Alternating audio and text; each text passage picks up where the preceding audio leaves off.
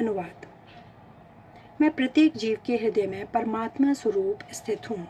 जैसे ही कोई किसी देवता की पूजा करने की इच्छा करता है, मैं उसकी श्रद्धा को स्थिर करता हूँ, जिससे वह उसी विशेष देवता की भक्ति कर सके।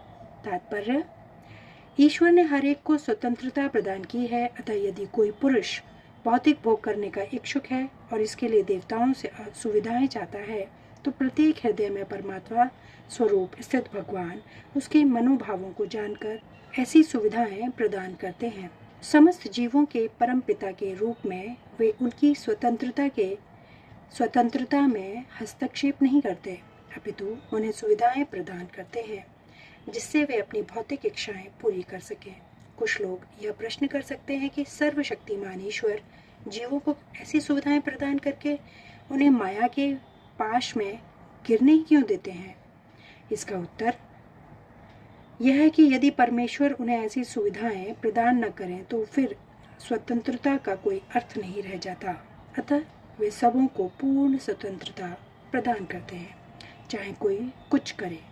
किंतु उनका अंतिम उपदेश हमें भगवत गीता में प्राप्त होता है। मनुष्य को चाहिए कि अन्य सारे कार्यों को त्याग कर उनकी शरण में आए।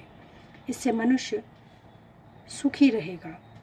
जीवात्मा तथा देवता दोनों ही परमेश्वर की इच्छा के अधीन है। अतः जीवात्मा न तो स्वेच्छा से किसी देवता की पूजा कर सकता है, न ही देवता परमेश्वर की इच्छा के विरुद्ध कोई वर दे सकते हैं। जैसा कि कहावत है, ईश्वर की इच्छा के बिना एक पत्ती भी नहीं हिलती। सामान्यतः जो लोग इस संसार में पीड़ित हैं, वे देवताओं के पास जाते हैं, क्योंकि वेदों में ऐसा करने का उपदेश है कि अमुक अमुक इच्छाओं वाले को अमुक अमुक देवताओं की शरण में जाना चाहिए। उदाहरणतः एक रोगी को सूर्यदेव की पूजा करने का आदेश। इसी प्रकार विद्या का इच्छुक सरस्वती की पूजा कर सकता है और सुंदर पत्नी चाहने वाला व्यक्ति शिव जी की पत्नी देवी उमा की पूजा कर सकता है।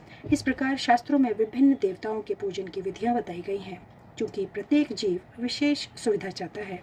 अतः भगवान उसे विशेष देवताओं से उस वर को प्राप्त करने की प्रबल इच्छा की प्रेरणा देते हैं और उसे वर प्राप्त हो जाता है। किसी विशेष देवता के पूजन की विधि भी भगवान द्वारा ही नियोजित की जाती है। जीवों में वह प्रेरणा देवता नहीं दे सकते, किंतु भगवान परमात्मा है जो समस्त जीवों के हृदय में उपस्थित रहते हैं। अतः कृष्ण मनुष्य को किसी देवता के पूजन की प्रेरणा प्रदान करते हैं। सारे देवता परमेश्वर के विराट शरीर के विभिन्न अंग स्वरूप हैं, अतः वे स्वतंत्र नहीं होते। वैदिक साहित्य में कथन है, परमात्मा रूप में भगवान देवता के हृदय